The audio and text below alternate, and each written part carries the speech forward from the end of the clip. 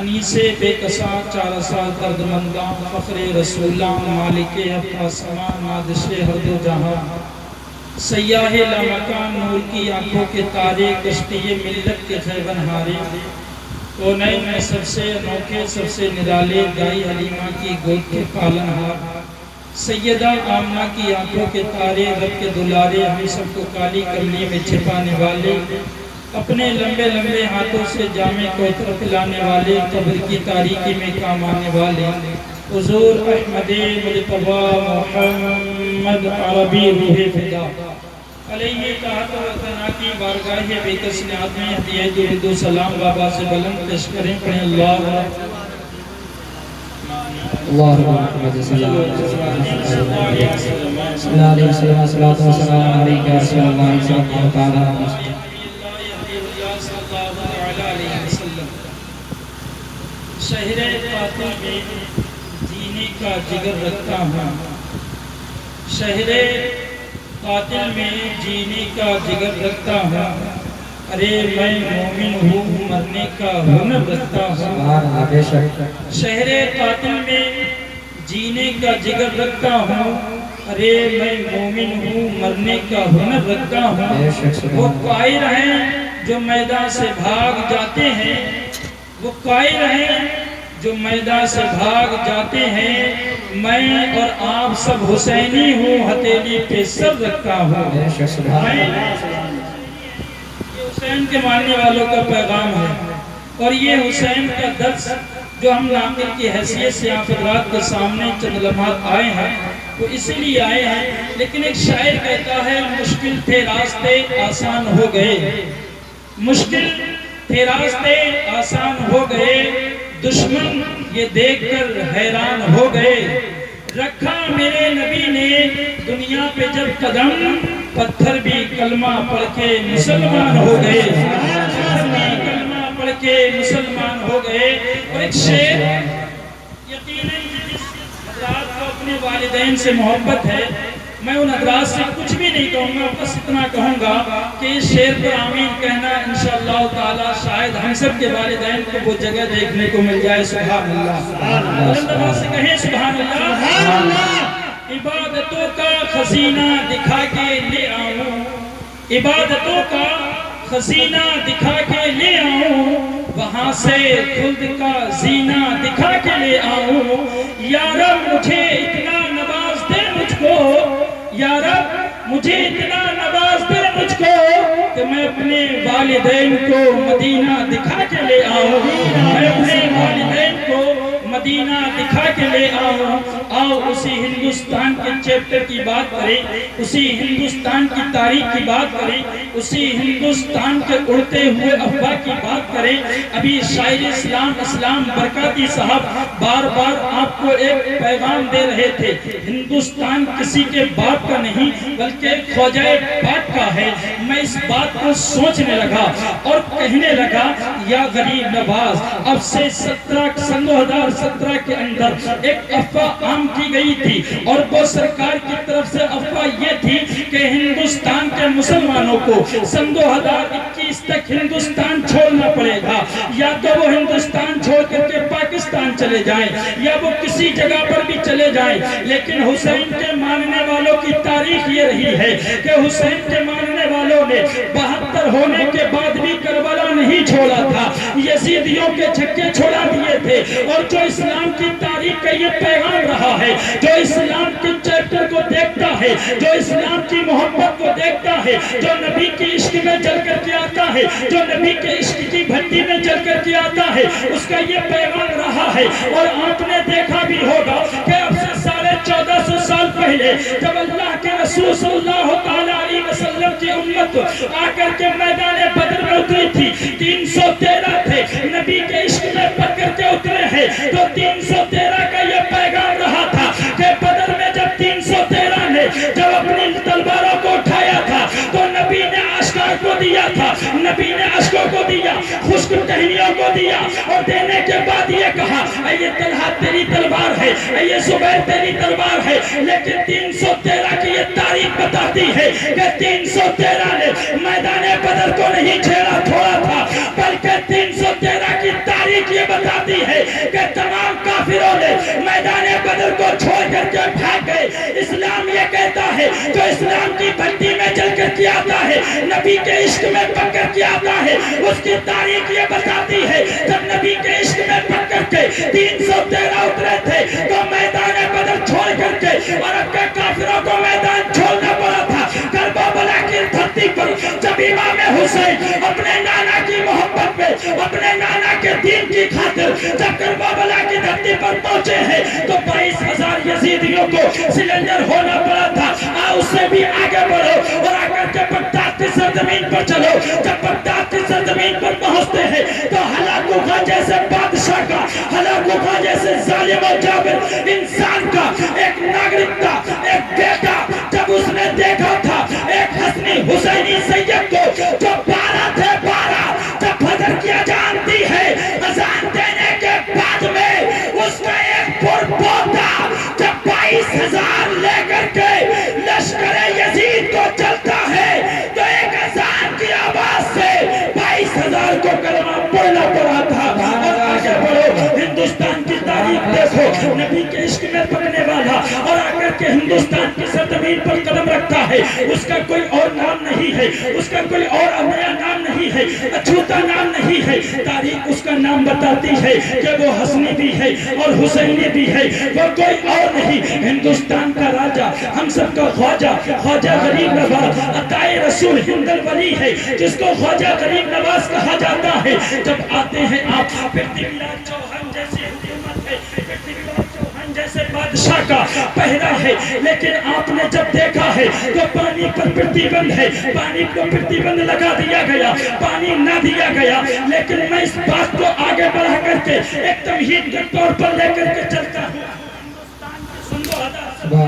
جب لوگوں نے یہ کہا کہ ہندوستان سے مسلمان کو ختم کر دیا جائے گا, ہندوستان سے مسلمان کو مٹا دیا جائے گا, میں سوچنے لگا, میں کپکپانے لگا, میرا دل گھبرانے لگا اور میں عالم تصور میں اپنے غریب نواز سے کہنے لگا, اے اللہ کے رسول کے ولی, پیارے عطائے رسول, اے ہند الولی, ذرا یہ تو بتا کہ یقیناً مسلمان کو بھگا دیا جائے گا, کہ یقیناً مسلمان کو بھگا دیا جائے گا, کہ یقیناً مسلمان کا کوئی رہبر نہیں ہے, کیا مسلمان کا کوئی ہمسفر نہیں ہے, کیا مسلمان کا کوئی چاہنے والا نہیں ہے. لیکن میں پڑھتا رہا, بریلی کی گلی میں پہنچا, دیار اعلیٰ حضرت کو چوم کر کے میں نے کہا, اے خواجہ غریب نواز کی کرامت, اے ہند الولی کی کرامت, اے غوث اعظم کی کرامت, اے خواجہ محبوب الہی کی کرامت, اے امام اہل سنت, کیا ہم کو بھگا دیا جائے گا, کیا ہم پر ایسے ہی ظلم و ستم کیے جائیں گے, کیا ہمیں ہندوستان چھوڑنا پڑے گا؟ تو آواز آتی ہے بریلی کی سرزمین سے کہ گھبرا مت,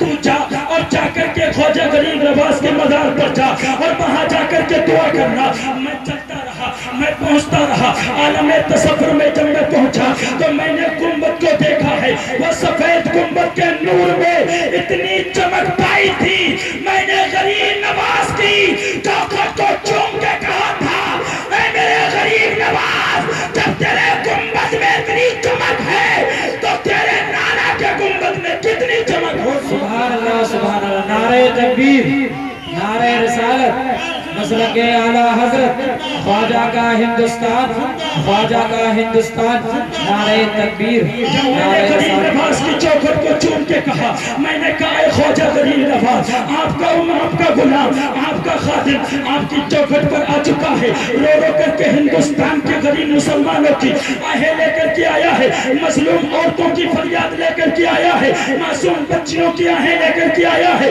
ظلم و ستم میں ٹوٹنے والے مسلمان کے کلیجے کا دکھ لے کر کے آیا ہے. اے میرے خواجہ, کیا آپ کے ہوتے ہوئے ہمیں ہندوستان سے بھگا دیا جائے گا, کیا ہمیں ہندوستان سے نشت و نابود کر دیا جائے گا؟ تو میرے خواجہ نے کہا, عالم تصور میں کہا, اے میرے غلام, آپ پیچھے پلٹ کر کے دیکھ. میں نے کہا کیا دیکھوں؟ کہا اور پیچھے پلٹ کر کے آ. میں 1 سال پیچھے آیا, کہا اور آ. میں 2 سال آیا, کہا اور آ. میں 100 سال پیچھے گیا, میں 200 سال پیچھے گیا, میں 300 سال پیچھے گیا, میں 400 600 700 800 سال جب پیچھے پہنچا تو کہا اور آ.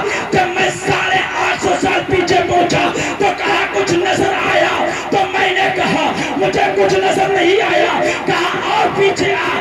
جب میں 1 سال اور پیچھے گیا تو کہا کچھ نظر آیا؟ میں نے کہا حضور اونٹ بیٹھے ہیں اونٹ، تو کہا کچھ سمجھا؟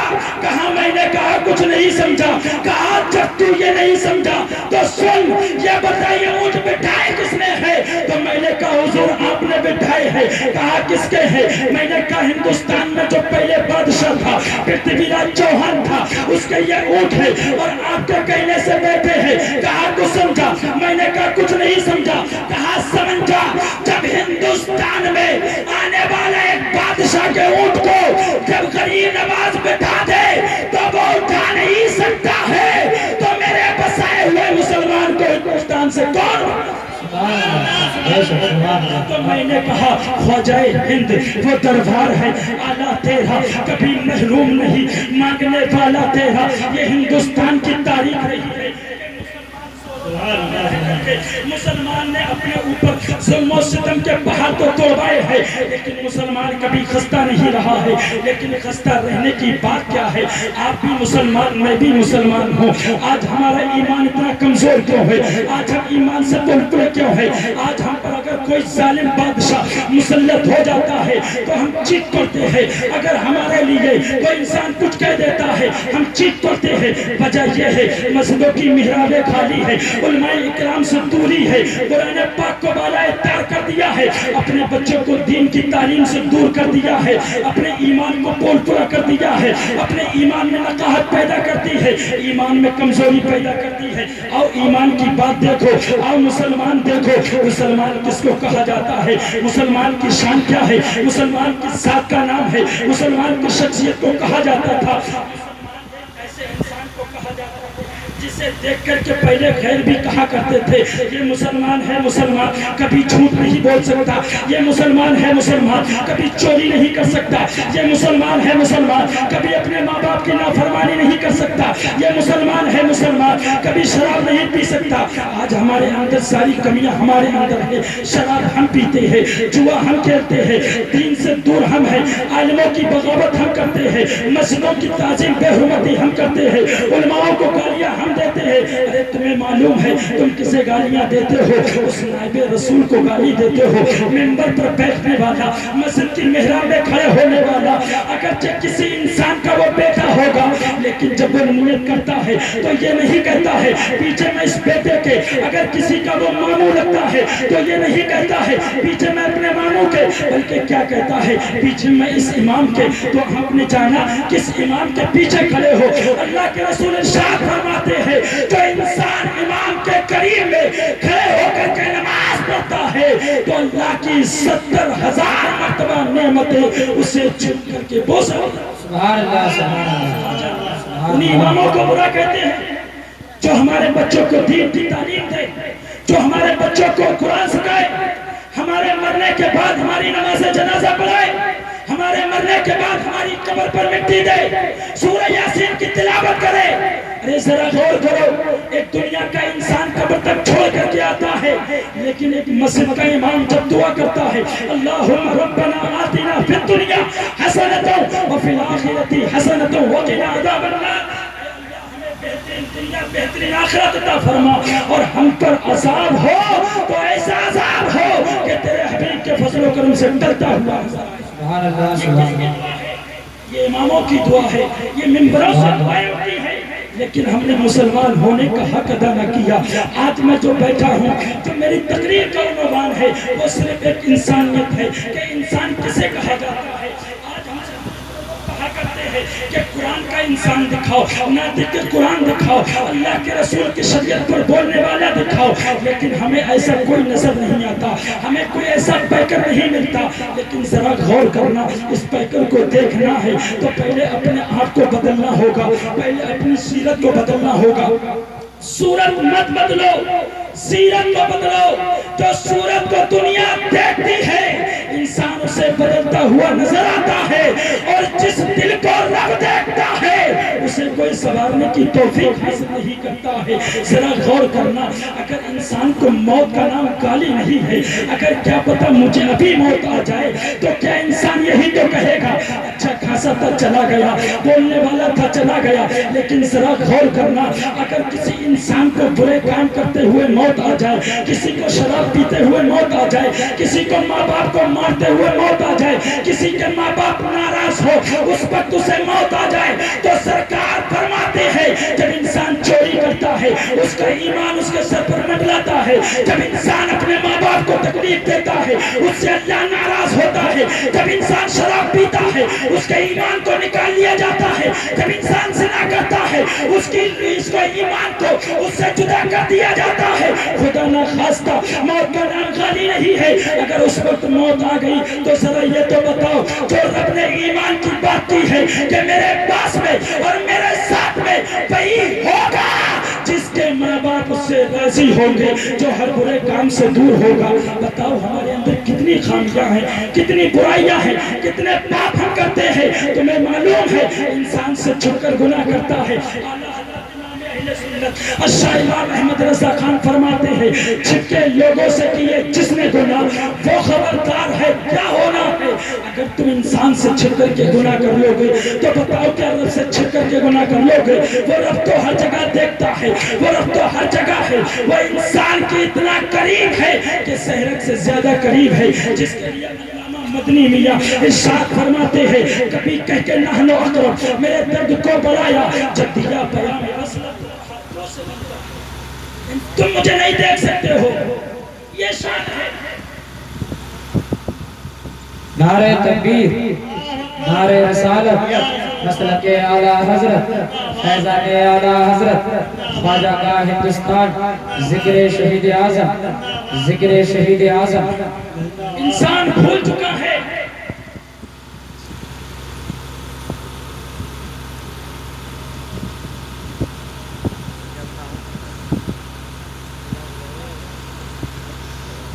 इंसान भूल चुका है कि मैं हूं क्या, मेरी हिस्ट्री क्या है, मुझे रब ने यहाँ भेजा क्यों है। अल्लाह ने सिर्फ अपनी इबादत के लिए तुम्हें पैदा किया है और उसके साथ साथ आखिरी बात नारे तकबीर, नारे तकबीर, नारे रिसालत, नारे रिसालत, मसलके आला हज़रत अल्लामा मौलाना फरमान आलम साहब कहला जिंदाबाद जिंदाबाद। नारे तकबीर, अल्लाहु अकबर, नारे तकबीर, अल्लाहु अकबर, नारे रिसालत, नारे रिसालत, या रसूल हज़रत अल्लामा मौलाना फरमान साहब कहला जिंदाबाद जिंदाबाद। नारे तकबीर, अल्लाहु अकबर।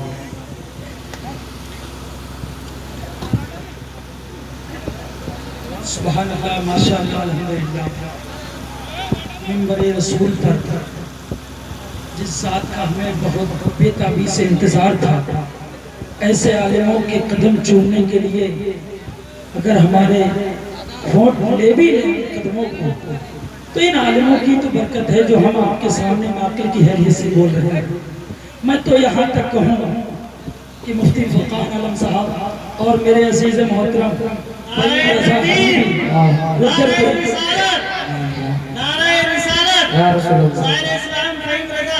जिंदाबाद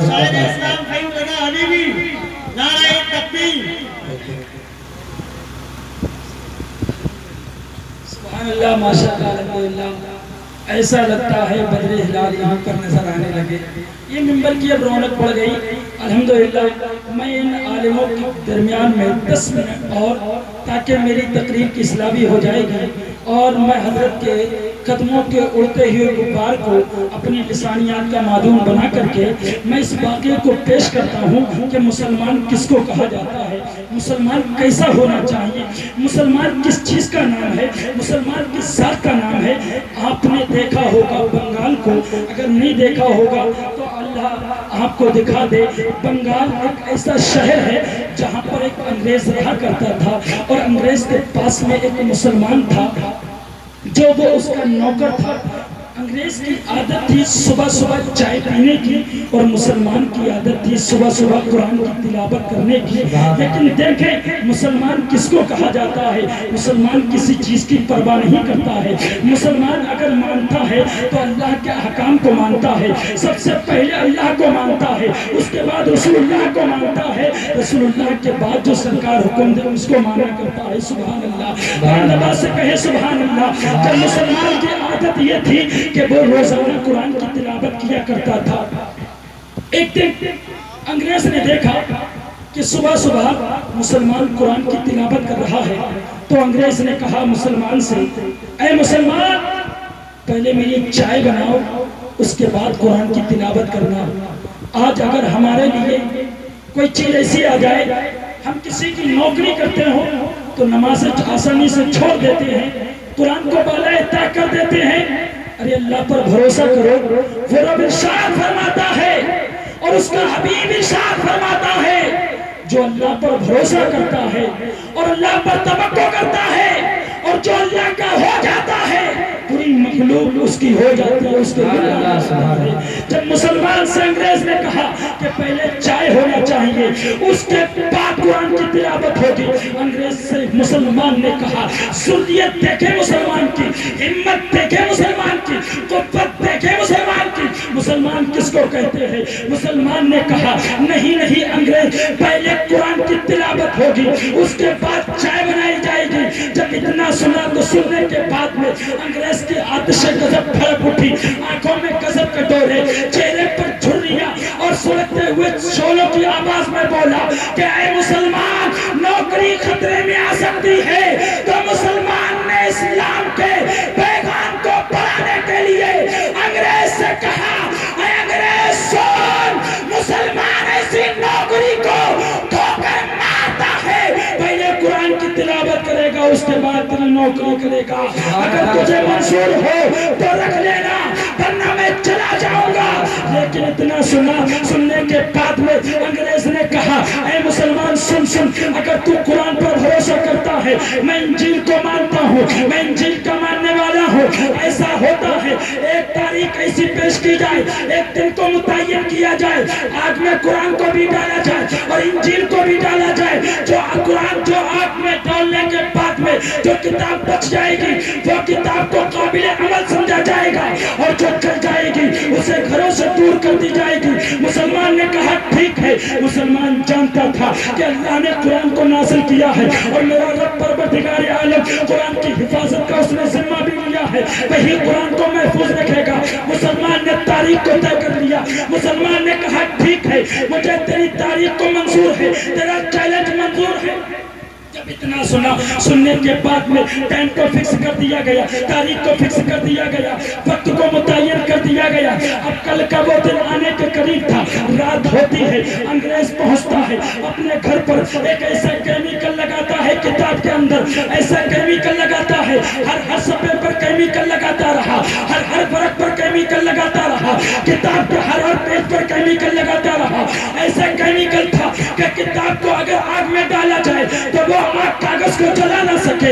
لیکن ایک انگریز تھا جو کیمیکل پر بھروسہ کرتا تھا. زور سے بولے سبحان اللہ. ہم مسلمان ہیں, ایسے پر کے غیور مسلمان ہو. انگریز کو اگر بھروسہ کیمیکل پر ہے تو مسلمان کو بھروسہ رب کی ذات پر ہے, مسلمان کو بھروسہ اللہ کے رسول پر ہے. انگریز نے پوری رات کیمیکل لگاتا رہا, مسلمان پوری رات سر کو سجدے میں رکھ کر کے رب کی بارگاہ میں کلیاں جاری کرتا رہا اور روتا رہا.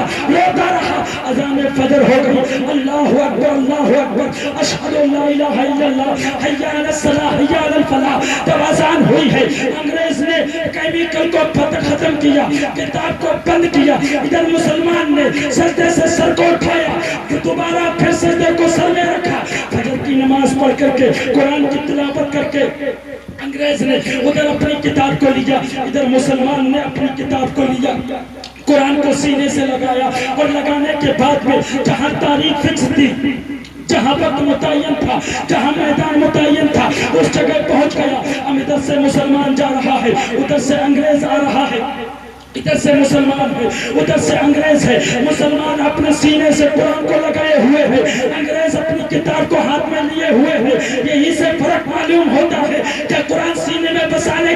ہیں، ہاتھوں پہ لٹکانے کی کتاب نہیں ہے، لیکن مسلمان سے انگریز نے کہا کہ تو کتاب کو آگ میں ڈال، اور میں بھی اپنی کتاب کو آگ میں ڈالتا ہوں۔ جو آگ جلا دے گی جس کتاب کو، وہ آگ کتاب کو گھروں سے نکال دیا جائے گا، اور جو بچ جائے گی اسے قابل عمل سمجھا جائے گا۔ دیکھو مسلمان کس ذات کا نام ہے، مسلمان کیسے بھروسہ کرتا ہے۔ مسلمان نے انگریز سے کہا اے انگریز سن لے، اے تیری انگریزیت کی قسم، ذرا اتنا تو سن کہ کتاب ہی آگ میں نہیں جائے گی، بلکہ کتاب کا ماننے والا بھی آگ میں جائے گا، اور کتاب کے ساتھ ساتھ کتاب کو پھینکا نہ جائے گا، بلکہ کتاب کا ماننے والا بھی جائے گا۔ جب انگریز نے اتنا سنا تو انگریز کی قوت جواب دینے لگی، انگریز کی ضرورت جواب دینے لگی، انگریز کا جسم کانپنے لگا، اور انگریز کہنے لگا مسلمان سے اے مسلمان، ایسا مجھ سے نہیں ہو سکتا ہے، میں ہرگز ایسا نہیں کروں گا، ویسے تو کتاب کی ذمہ لیا ہے، کتاب کو آگ میں ڈالوں گا۔